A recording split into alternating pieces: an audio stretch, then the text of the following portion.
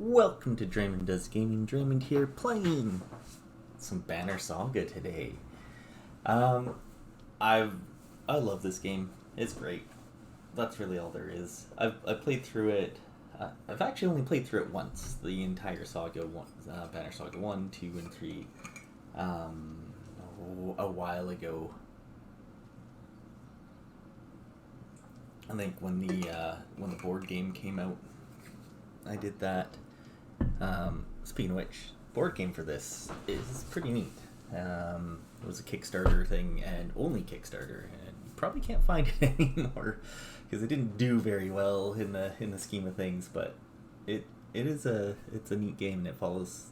I find that it follows the story and the how Banner Saga, the game itself, does quite well. But besides that, and also I think I'm one of the only people that have done an actual review on that board game, so on Board Game Geek, so go look it up if you want. On to the Banner Saga. I played through this once before, a few years ago now, so I don't remember all of the story. I remember some of the story, so I do want to run through it again because man, oh man, did I ever have a blast playing it.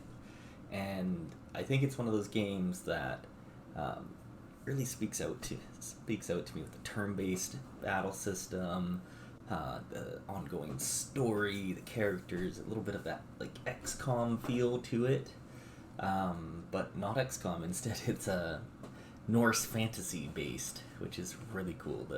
The setting of this is unlike anything else really that's out there, so I'm excited. I hope you're excited as well. Let's start the new game.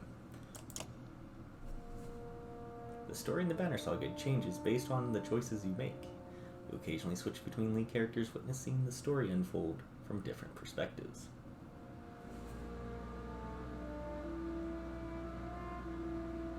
The gods are dead. In their wake, man and giant survive through a tenuous alliance, driving black destroyers called Dredge deep into their northern wastes. Now is an era of growth and trade. Life goes on. Only one thing has stopped: the sun.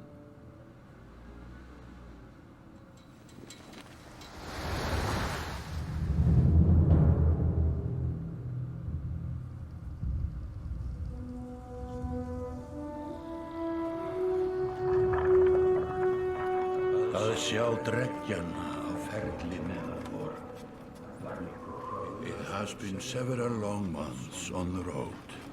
The first signs of snowfall accost us on our approach to Strand, largest of the trade cities on the Val-human borders, and our last collection before returning to the capital.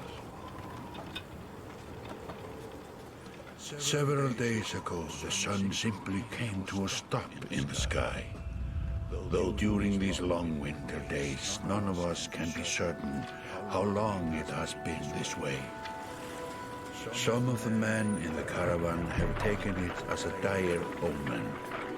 I am not quick to superstition, but I myself will be glad to be done with this year's rounds. We have been warned by stranded travelers about brigands on the path through Ridgehorn, our road home. Our captain seems unconcerned. Perhaps he is as eager as I to be done here. We will rest here this day and inquire further when we speak to the governor.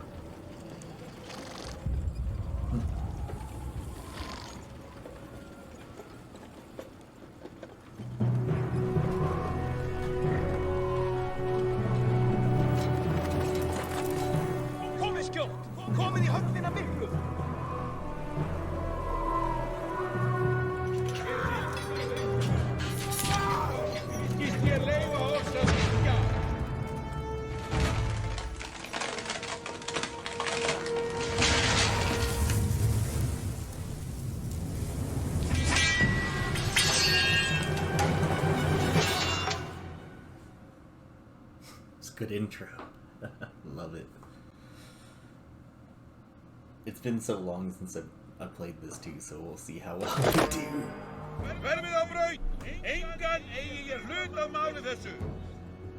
You arrived just in time. The chieftain in red and his men are now looking at a tougher fight than they bargained for. Drag around the screen to see your surroundings. Click the check mark. Keys for to continue. This guy's just chilling next to the pillar. Yeah, so we've got these guys here. And there's a bear in the background. I don't know if I ever noticed that before. There's a lot of cool stuff. These are all hand-drawn. It's phenomenal. The gameplay is a lot like XCOM, where you have movement and then an attack. If you move into these yellow areas, it requires renown or willpower. So you can spend it to move a little bit farther and then do an attack, etc. Each hero has stats. They have armor, which if someone attacks your health or physical attack against you, they have to go through your armor first before they can actually hurt you, which is where's their health? Does it show? It is not here. There'll be a little banner thing that shows though. Strength is how much. Strength is both damage and health. Right. That's the thing with this. So you want to put up your strength because it's how much damage you do on an attack, and that I find interesting. So like if in this example, if I were to attack myself and had something with an 11 armor, I would take off 9 of that armor. However, if he only had 2 armor because I attacked him before and I hit him again, I would do 2 armor damage, 7 strength damage, and the next time they attacked, they'd only be doing 2 damage. So you want to break armor and hit them so that they can't deal damage back to you. Anyways, I'm sure it will explain it all as well. I just thought I'd do that. These portraits show the order of initiative, taking turns left to right, etc. It's my turn to act. Movement happens before action. Ring shows your shield bearer is active. Blue tiles random show where you can move. Some characters fill more tiles than others. These guys are Varl, so they take up 4 tiles each, while humans fill only a single.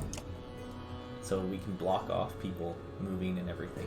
Click the tile you want to move, then the check mark to confirm.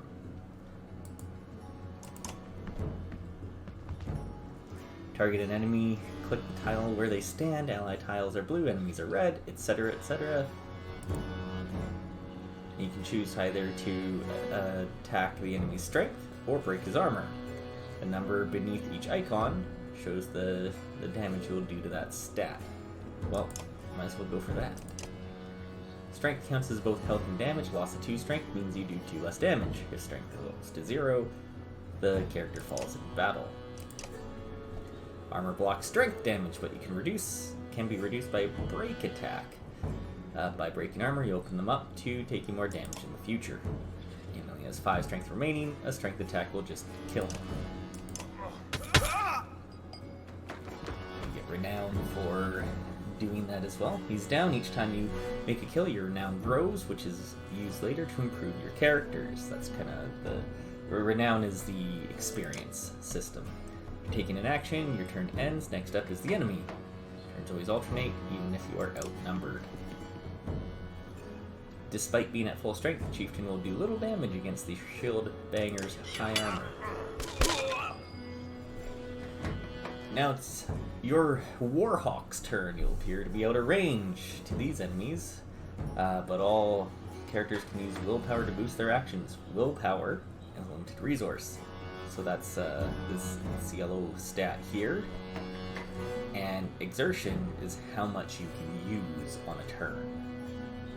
So because he's two tiles away from his regular movement, he can actually use 2 willpower to move up to here. We'll do so. Yeah, I'm just going to do that because I just explained that. And then this guy's got a unique ability. So if we click him, he will see what it is. So we've got move, ability, attack, and end turn. Don't want to do that. We want to do our Tempest ability. Here we go. Oh, that's nice. So, now that there's only one person remaining, we enter Pillage Mode, and this is a neat thing. During Pillage, each character moves in order, and there are no more guaranteed turns. So, he's going to go first, and then both of our guys go. So, it's really important to go in and try and take them out and get down to that pillage. So, because instead of alternating order, we can now... He's just gonna rest. Okay.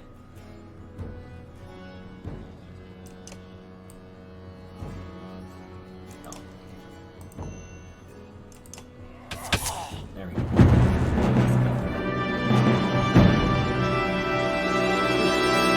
That might be a little loud. So we get 6 renown for that, which we'll use in time. Like a rabid wolf, that one. How did it come to this? We fool ourselves believing that peace will last. My grandfather built all this from a poor fishing village, you know.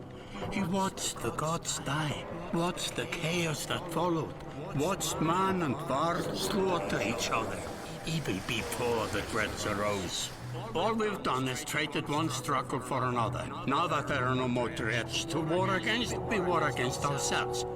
This chieftain meant to kill me, and he's not the first. A dozen families in the city would gladly take my chair. This one had men waylaying merchants, both north and south of the city, strangling trade. Quite well, I would add, though he denied it to his last. This sort of wolf doesn't stop biting because the head is cut off. It just grows a new head.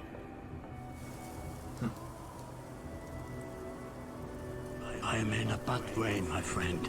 Help me finish this fight, and I'll gladly send you on your way with double our king's tithe.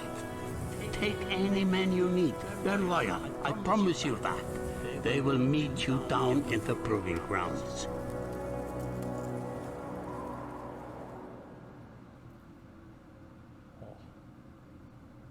Chapter 1.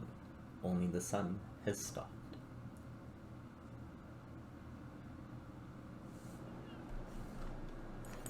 Alright. You're approached by a familiar man who walks in step with you as you're leaving Great Hall. He cuts to the chase.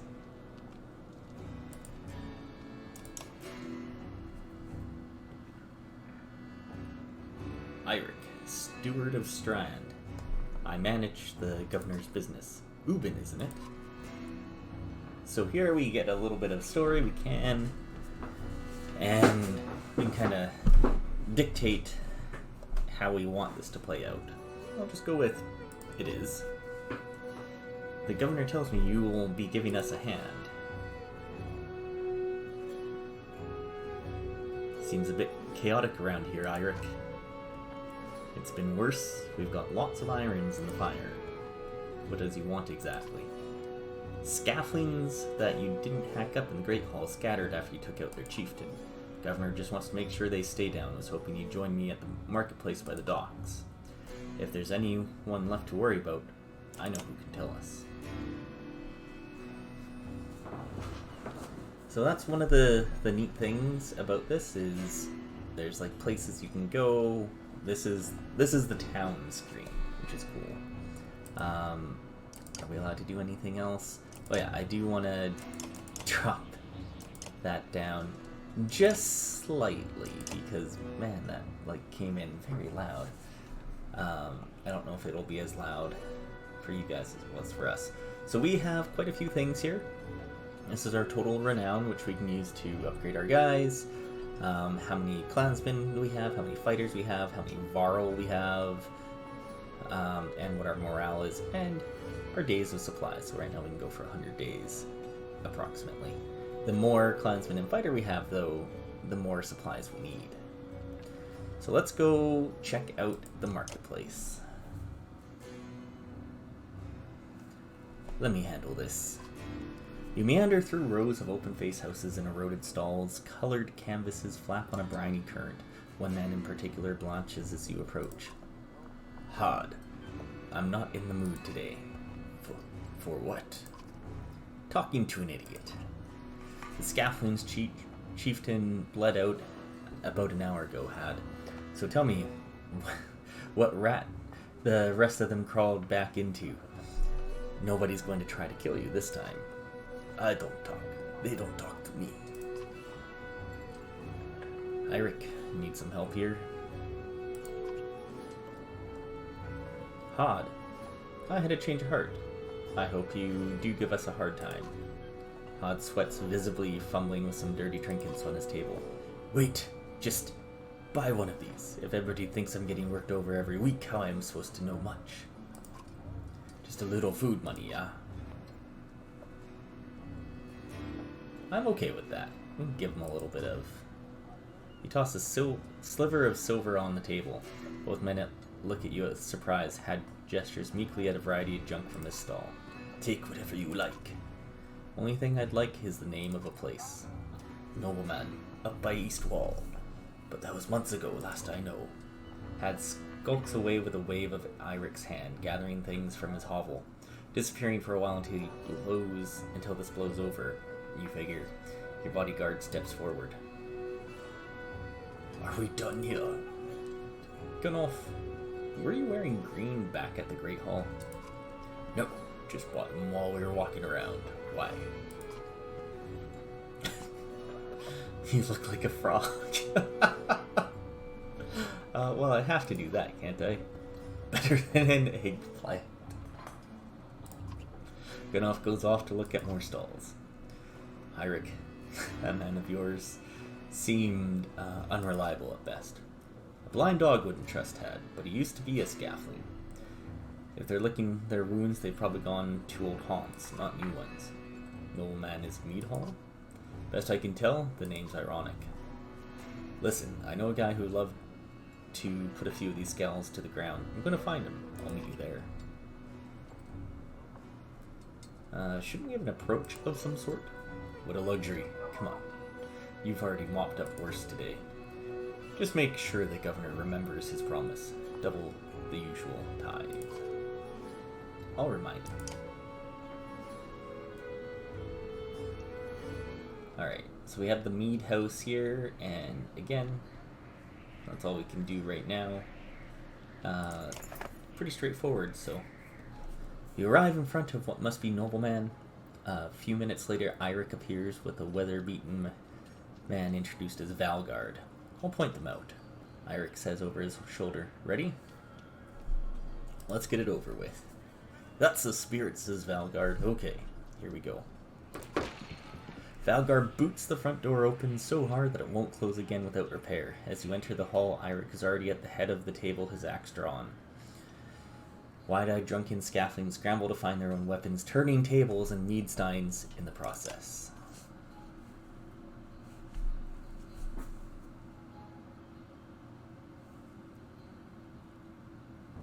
Alright. There's a few more of them this time. We get, alright, yeah, we can figure out where we want to put these guys. Looks like he's gonna go first, and he's got a lot of armor. Kinda wanna do something like this.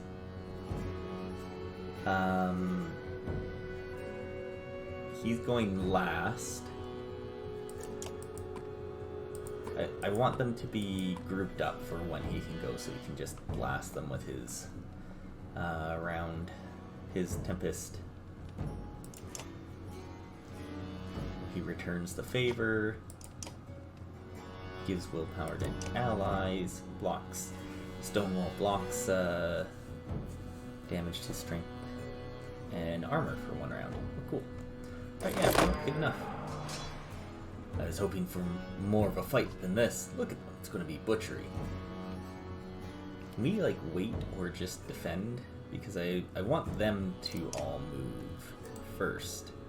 I don't want to just move up here and then do nothing.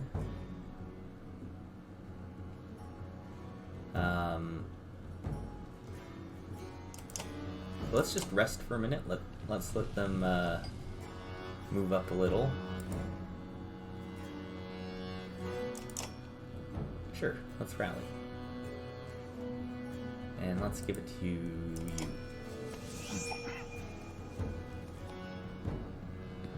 Doesn't look like they have any archers or anything, so this is fine. We could do upwards of 3 damage to this guy. He's got 12 armor. So that's the thing. If we move here, he could get attacked by 1, 2, 3 people, which is a good amount. So again, let's hold up. A lot of them are going to have to move before us. This will just outright kill him. But then we can have 3 people coming at us. So I'd like to hold up for a turn, let them all come our way. Now we can get in here and do some damage. And let's attack this guy. Oh, I could use 2 willpower just to outright kill him. Well, next time.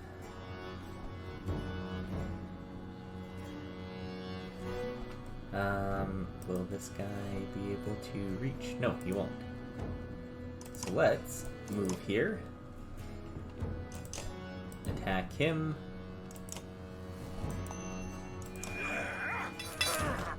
With some willpower. Oh, he can't reach us. Oh, and he moves over. Interesting.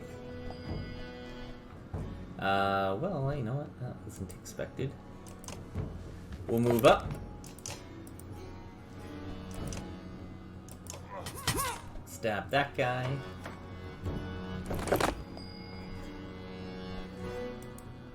And we'll move on down here. We'll just hit him because he'll die.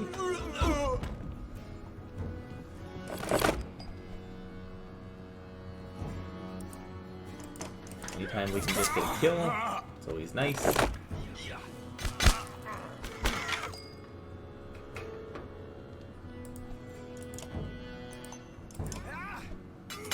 There we go. We can hit him for 2. Seems like a good idea.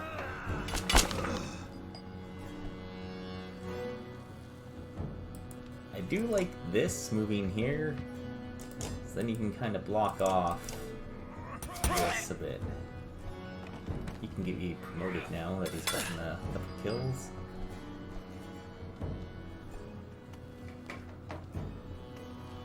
Ooh. That's actually really good, so this guy can't go. We protect our one guy a little bit, but only a little.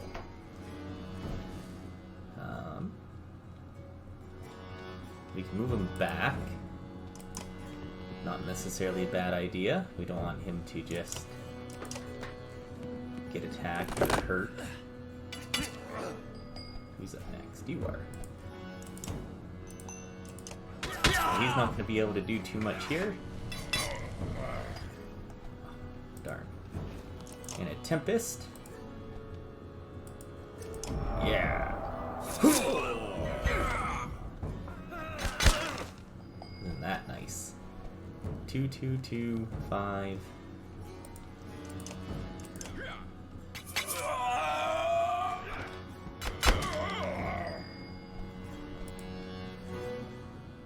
Oh, he can't rally. He doesn't have enough willpower.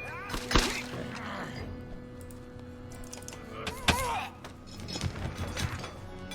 Pillage time. That's okay. There we go.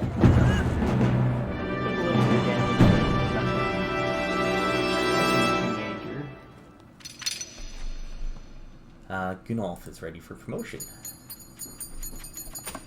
10 renown. There they are. Gods be damned. I've got to go wash off this blood. Eirik is looking out the hall's window onto the bay. The fleet of longships approach with sails of bold reds and blues. One banner I know well, Fognir. Next for a Jarl kingship at last we spoke. The other flag looks important. Yeah, an important guess. See what I deal with all day long? Things make a little more sense. You hoped I'd have a stake in saying everything's fine here when the royal guests arrive. Not me, the governor. Now I have to make sure there are no rotting bodies or pools of entrails still in the Great Hall before they come by. Can I ask one more favor? What is it? If you happen to stall our guests down on the docks, I wouldn't object. Maybe I will. Eirik and Valgard hustle from the mead house. To his credit, Eirik tosses the barkeep a spar of silver for the mess. Give an apologetic shrug and greet the new arrivals down at the docks. That's so cool that the stuff just actually comes in and everything. So yeah, so we can't currently do the training or anything, so we'll just continue with the story. Here we go.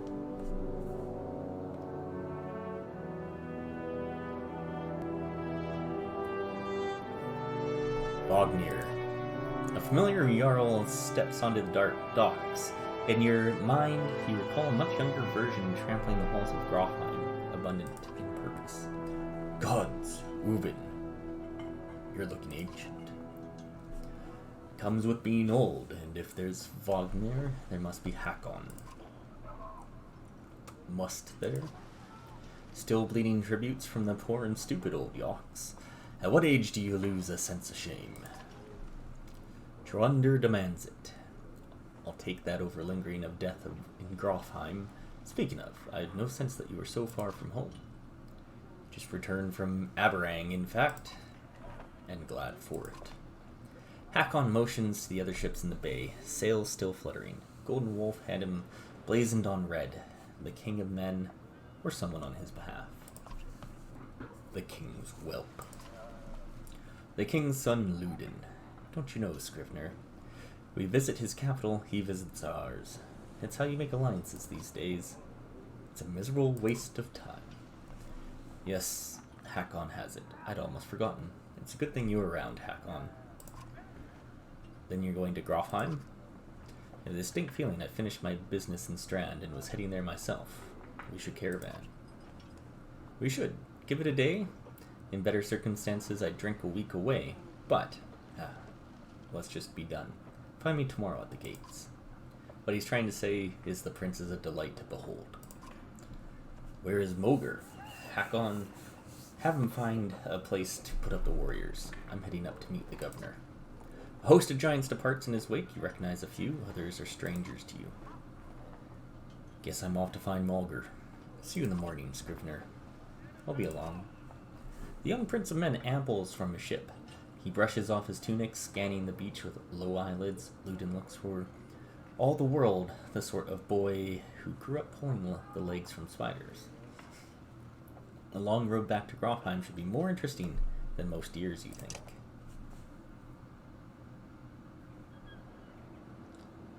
Alright. Weariness suddenly settles in, and you chuckle to yourself about what an odd day it's been. One of the governor's men, Great Hall, could find you a place to sleep. On the other hand, if you're going to join Fognir's caravan tomorrow, it might not hurt to share a drink with Hakon, or introduce yourself to the prince they spoke so highly of. Alright, so now we get to kind of choose what we want to do. I don't remember, but I'm pretty sure sometimes if you go to one, it locks out others. I'm kind of interested more in talking to Hakon than I am of Ludin, so let's go to Hakon first, and we'll see how this goes. Scrivener. You find Hakon in the mead house surrounded by other Jarl. A Strand is no stranger to Jarl, but rarely sees this many. Hakon waves you over. Went straight for a flagon. Fognir's the one who agreed to pass up a drink. Wasn't invited to the governor's hall anyway. You already missed the massacre. Every year I make the rounds collecting taxes. Every year it's the human settlements that give me trouble. No surprise. What this time? When I got here, the Great Hall was already full of bodies. We added a few more. Ha! Humans. I guess if I Only lived as long as Yock's heart, I might be desperate to make something of myself too. It's not too late to start trying, Hakon. Fun, let's slip a low chuckle. Any Jarl who could recount his deeds, known as he is for cutting a swath through Dredge at Vognir's side in the Second War, and regularly since then. Down here, I'm a glorified bodyguard. You might have a point. Just another reason to get back to Grofheim. Soon enough, I imagine. You drink until the meat house becomes overbearing, then step back in the cool air outside. Alright, we can still go talk to Ludin, so let's go do that. Is this the right place? You find the prince at an inn. Guards blanket the building, including sharp-eyed Jarl who must be working for Ludin. A woman in red eventually waves you over and stands nearby, arms crossed. Greetings, Prince Ludin. Yes, you're with Vognir. I don't remember you. Not exactly. I've known Vognir a long time. I'll be joining you back to Grofheim with my guards. Ludin looks up for the first time. The woman doesn't react. Why? I work for the king, carrying tithes to the capital. We crossed by chance. Oh, a tax collector. Fine company. What do you want? The habit of recording history. I thought we might talk about your visit. I hope to learn more about you, or just introduce myself. I like the bottom one. A Varl historian. Haha, don't you already know? Your king and mine both have been practically trumpeting it throughout the cities. I've been on the road a while, I'm afraid. Ludin takes a deep sigh. Whether tired or ungracious, you aren't certain. Maybe both. A formality, mostly. Vognir came to our capital in Arberang, and now we go to the Jarl's capital of Grofheim to cement this grand alliance of the next age of men and Jarl. You sound unconvinced. There's no need for it, and it's damned cold up here. I get the sense he's struggling not to complain outright. You take the opportunity to excuse yourself. Lovely. Great guy. Can't wait to be in the caravan with him. Alright, to the Great Hall we go. At dawn, you're awoken by a delivery of goods. At least you think it's dawn. Damn hard to tell with a sun that never moves. The governor's crest adorns the supply leathers. All there, just as promised. To your mild surprise, you wonder if Eirik had anything to do with that. Your guards, well, 20 renown. Your guards take the treasure wagon down to the gates. Vognir's already there. A while later, Ludin and his men appear, groggy and disheveled. Mauger steps forward, Vognir's quartermaster. If you recall correctly, in charge of his unwieldy entourage of warriors. You know him only in passing. Asks if you're ready to depart. I guess we're ready. You follow Mulger and join the others. Usually the smaller doors set into gates would be enough to enter or leave the city, but the town guards have been told to push them open entirely. They mutter things under their breath that are best not heard. Perhaps the governor expected you to draw a crown, but there's nothing of the sort, just frustrated, tired people. Summarizes Strand well as a whole, you think.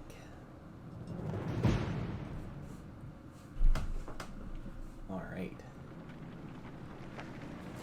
So, here is the main part of the game. Well, one of the main parts. So this is our caravan. You'll see we now have 85 biters, 866 Jarl, and we're going to be moving continuously. And as we keep moving, we lose supplies. For this amount of people, we can keep going for 66 days. There's going to be events that pop up throughout, and there's lots of cool stuff. The caravan stops for the day of gifts, says Mulder, cracking open mead casks. From our gracious friend, the Governor of Strand. Hours pass with raucous laughter as the mead is passed throughout the camp. Drink a little, drink a lot, toast to Vognir. Let's toast to Vognir.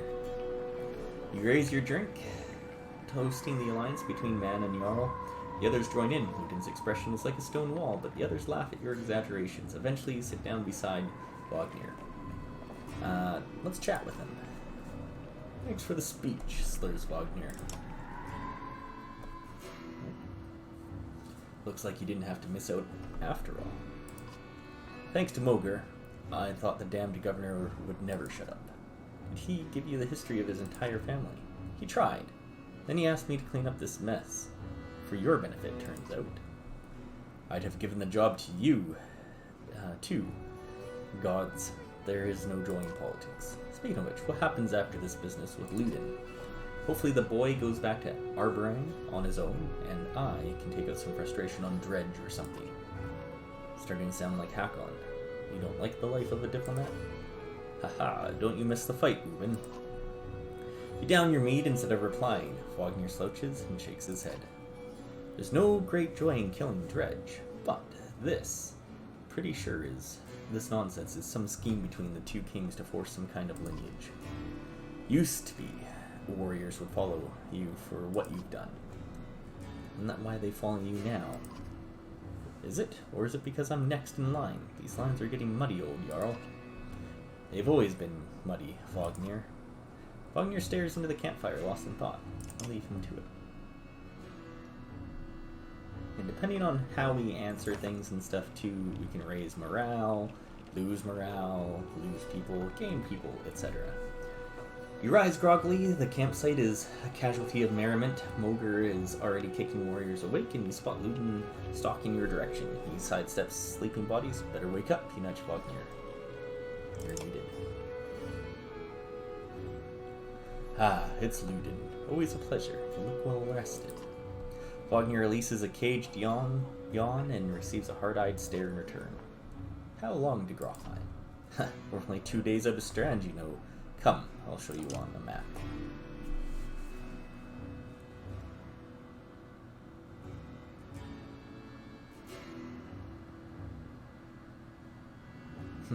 I love this map. It's so nice. This is the map of the world. You can explore it by dragging the mouse to pan and using the mouse wheel to zoom. So Grofheim is way up here, and we're going to be able to take like various paths in order to get there. I do not remember how we got there last time, so this is all kind of renew again. Arborang is way down here, and so they took their boats all the way from there to here and went.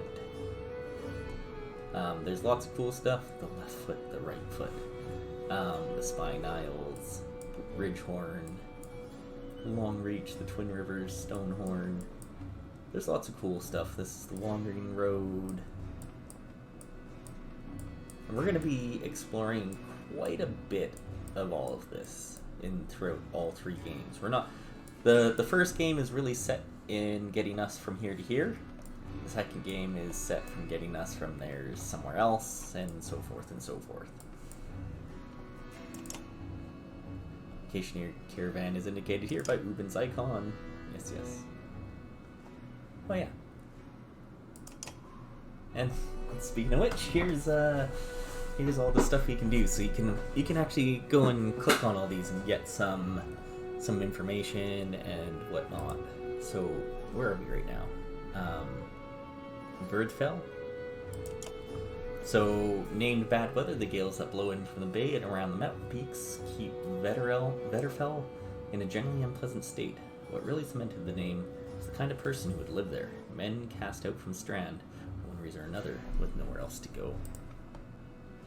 The Wandering Road, which we might be taking. At the end of this first Great War, the Jarl have more to contend with mankind to the south. Above the Bradarak peaks, the lands crawled with furious, war-minded Dredge.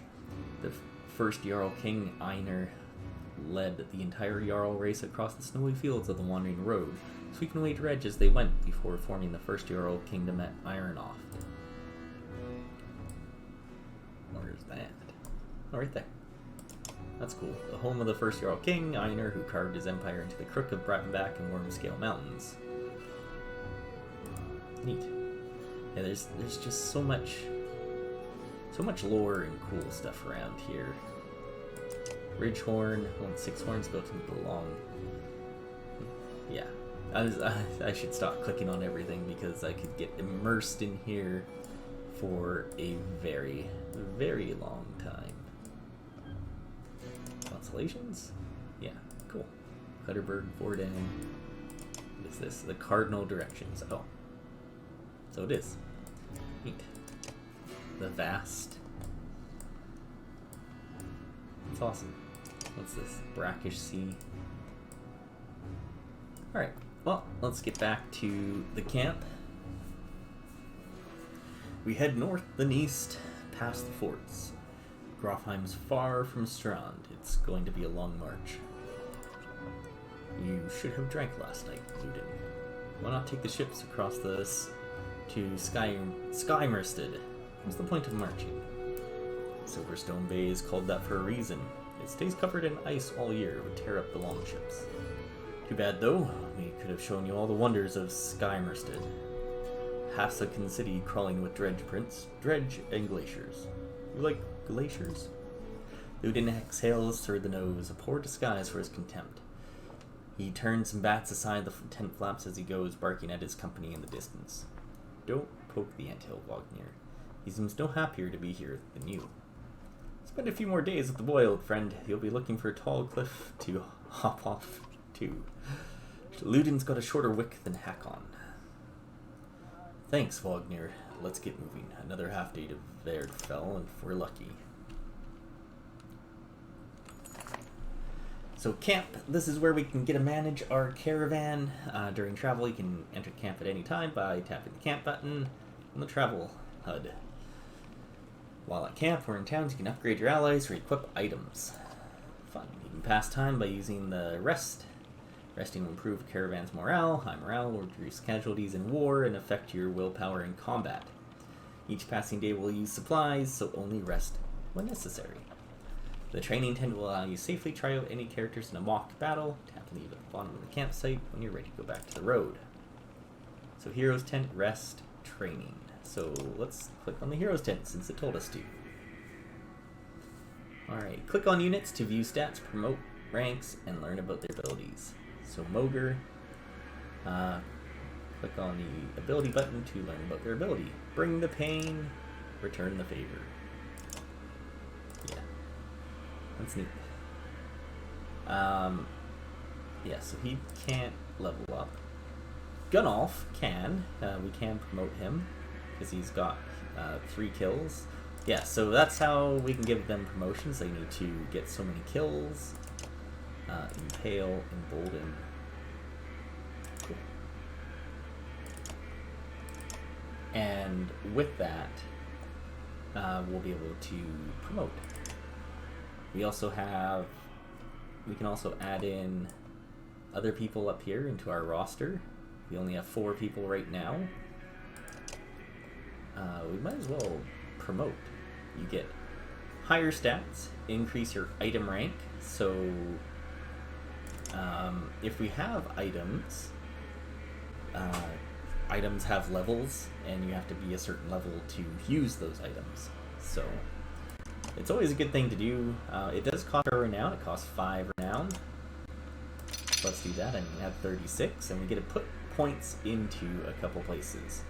And you'll see here there are stats on the left and right. So left is what we're currently at.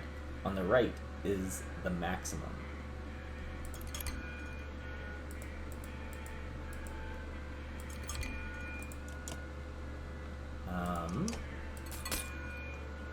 I wish this was gonna tell me what these did. Alright. It doesn't tell me, really. Breaking is nice because when they attack, they always do at least that much damage to armor, I believe. So let's do that, and then I kind of want to put up his strength as well, because he's the Warhawk, so he wants to hit hard. Let's do that. That seems nice. Oh yeah, here we go. Break. Amount of direct damage you naturally do to an enemy's armor. So he always does 2 damage to armor whenever he attacks. Even if we're not attacking armor. Which is very, very nice. And that's really it. So he needs to get 2 more kills to level up again. So we don't have any other items. So he has an item slot he can use. So that's where that is. Okay. Hakon. Hakon's pretty cool. Sundering Impact. +1 break to heavy impact. Heavy impact. Standing adjacent to his target, take a strength damage from the shockwave of his attacks. Oh, and we can get some lore on them. So Hakon is something of a legend in Jarl culture. When he met Vognir, it was during his Second Great War, in which the two became known for cutting a swath through Dredge, where others struggling just to stay alive. Vognir was always the charismatic leader, but there was no question about which of the two would win in a fight. We should probably take a quick look at everyone. Mogr.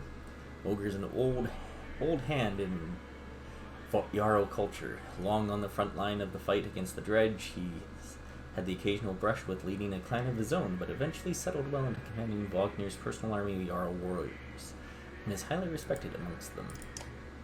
Gunnulf. When Ubin became the Jarl's king's tax collector, he was given an entourage of bodyguards to help transport gold collected across Thrawn.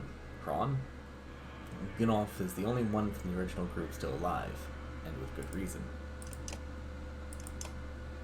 Then Ludin. Ludin is the Prince of Men, the first heir of a vast kingdom. Though disliked by peers and rivals on account of his high-born attitude, few question his intelligence, combat skills, or courage. Awesome. So if we really want to, we can try them out in battle. I don't think this gives us anything. Yeah. So I'm not going to do this. Oh, that's just... Oh. Maybe I will be doing this because I don't know how to go back. Alright, we're going to do a quick mock battle, training battle, and just check out all the people. We've got Hakon and Ludin now. Training tent allows you to test your party. Sometimes they give you hints. They never injure your allies or gain renown, but you get to test out strategy. Let's just hold up here. Let them come to us. We're going to do the damage here. Yeah, I kind of like this. Get behind him. And then attack for 4, so he does less damage. This guy's going to take his time to get to us.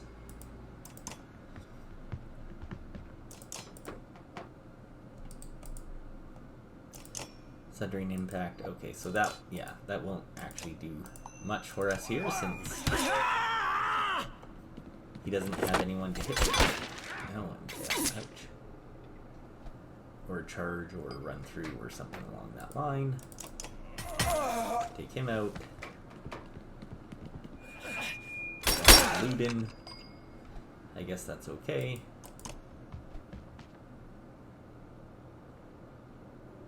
Oh, we could have moved there and done the whole sundering thing. Tempest.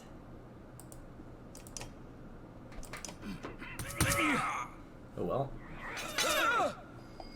Ludin is up next. Move him out of the way so he can charge us. So that's hilarious. Alright. My bad.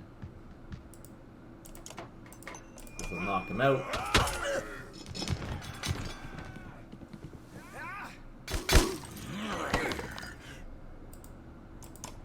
Let's move out of the way. Break some of that armor so our next guy can come in.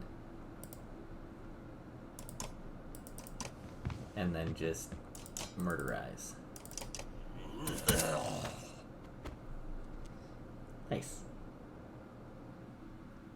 Okay. So don't hit training because it doesn't do anything for us. So we can leave or we can rest. I don't think we need to rest, so why don't we just continue along our way. Weatherfell. Even the name means bad weather, where frozen wind sweeps in from the bay. They tend livestock, but most are just men driven from Strand with nowhere else to go. Why else would anyone stay? We won't stop long.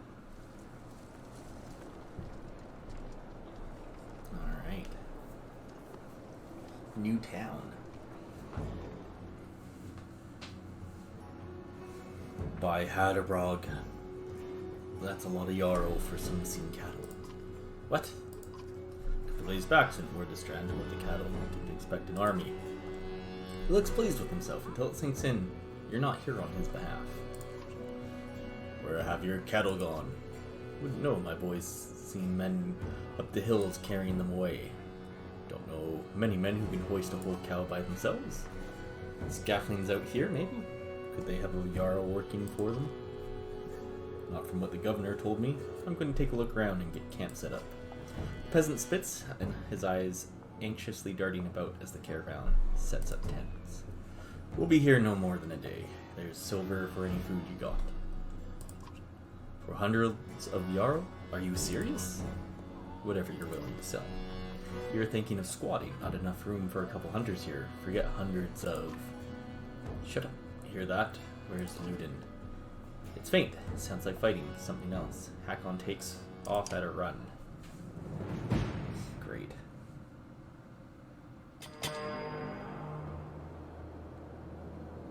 Oh,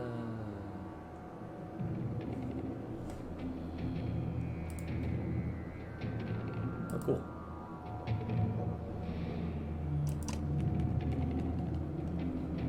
Spearman can attack diagonally and up to 2 tiles away. Well, isn't that nice?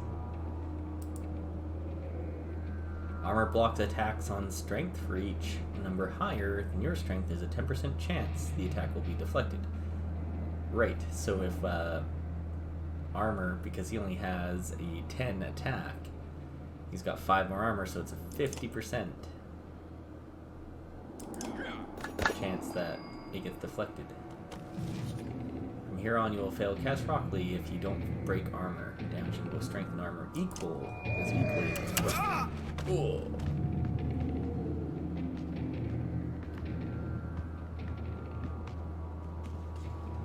Alright, Dredge Grunt. We shall move here, and we will destroy his armor as much as we can, so our other guys can come in and hurt his strength, so he does less to us. Yeah.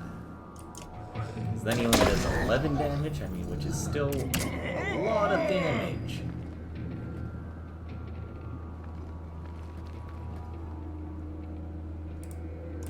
We'll move up here to kind of block in this guy a bit.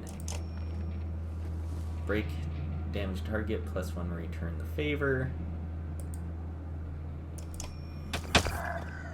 Some good armor breaks there. Ow.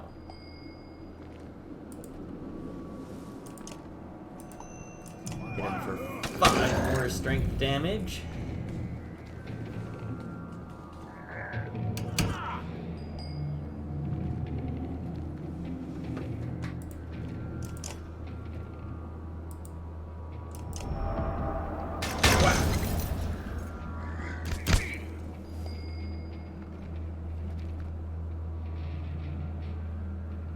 Well, I guess we'll move here. And we will smack it. This guy.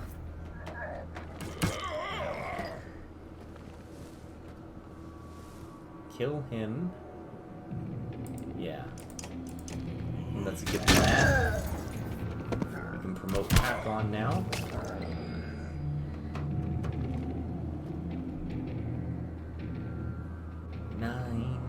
It can still hurt us.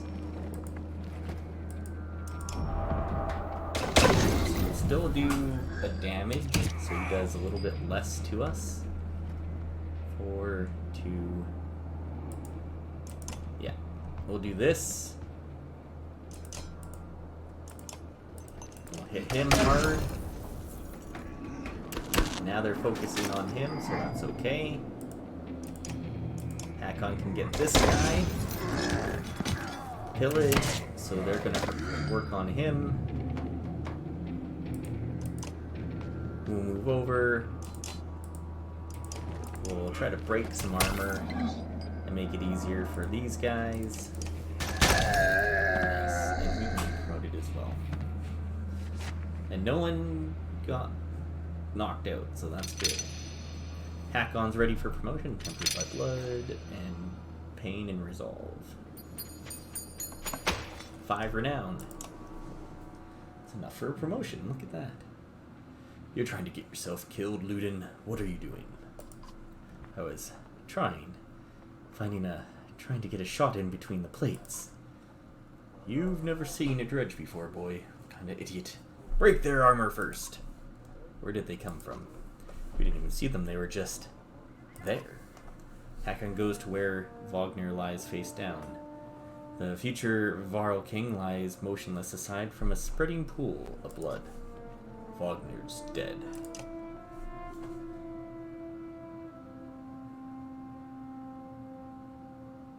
Chapter 2.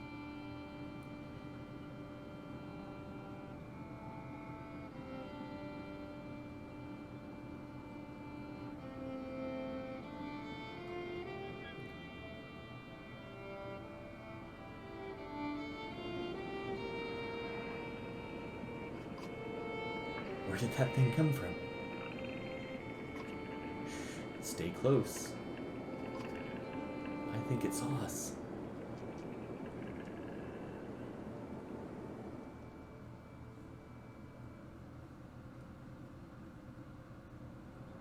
Well, I was hoping to do this by chapter.